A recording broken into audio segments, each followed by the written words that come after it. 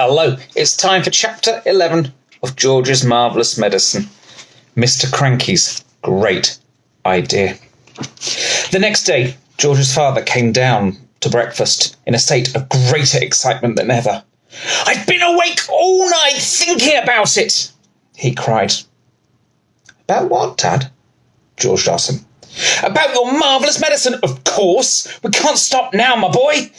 We must start making more of it at once. More and more and more."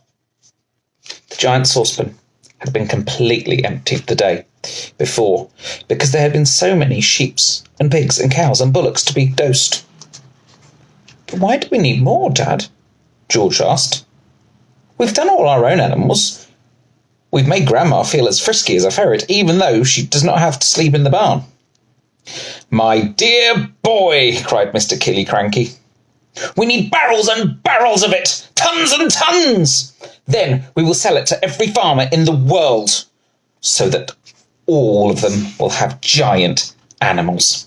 We will build a marvellous medicine factory and sell all the stuff in the bottles at £5 a time. We will become rich and you will become famous." "But wait a minute, Dad," George said. "There's no waiting," cried Mr. Cranky, working himself up so much that he put butter in his coffee and milk on his toast. "Don't you understand? This is a tremendous invention of yours. It's going to do to the world. Nobody will ever go hungry again." "Why won't they?" asked George. "Because one giant cow will give you 50 buckets of milk a day," cried Mr. Cranky, waving his arms. "One giant chicken will make 100 fried chicken dinners, and one giant pea will give you 1,000 pork chops. It's tremendous." "My dear boy, it's fantastic. It'll change the world." But wait a minute, Dad," George said again. "Don't keep saying wait a minute," shouted Mr. Cranky. "There isn't a minute to waste. We must get cracking at once."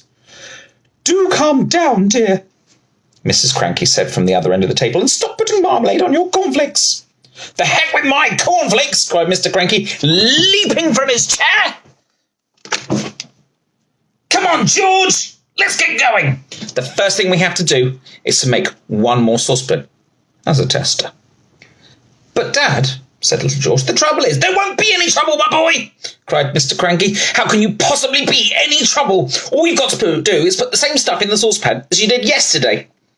And while you're doing it, I'll write down each and every item, and that's how we'll get this magic recipe." "But, Dad," George said, "please listen to me." "Why don't you listen to him?" Mrs. Cranky said. "The boy's trying to tell you something."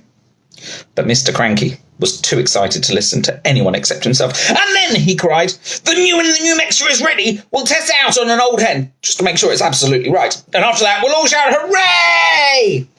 And build the giant factory." "But, Dad..." "Come on, then. What is it you want to say?" "I can't possibly remember all the hundreds of things I put into the saucepan to make the medicine," George said. "Of course you can, my dear boy," cried Mr. Cranky. "I'll help you. I'll jog your memory." You'll get it in the end. You'll see if you don't. Now then, what was the very first thing you put into the saucepan?"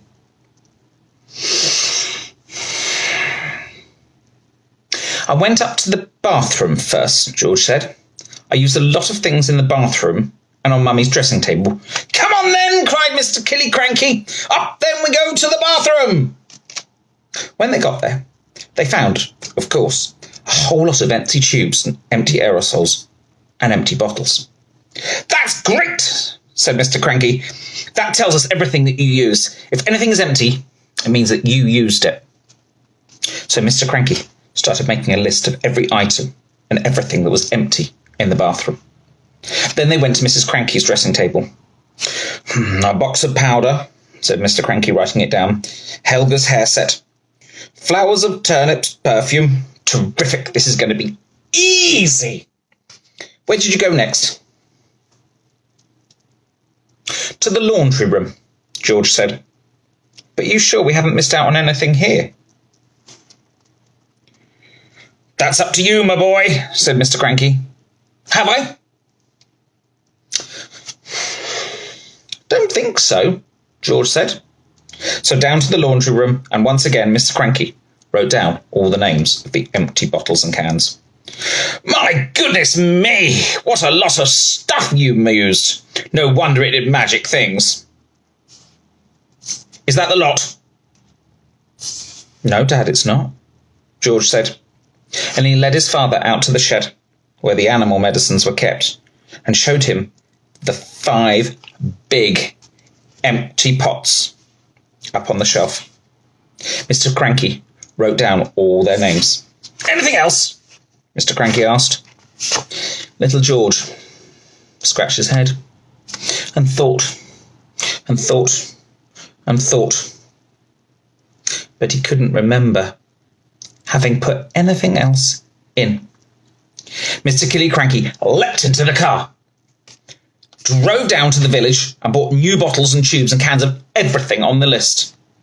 Then he went to the vet's to get a fresh supply of all the animal medicine that George had used. "Now, show me how you did it, George," he said.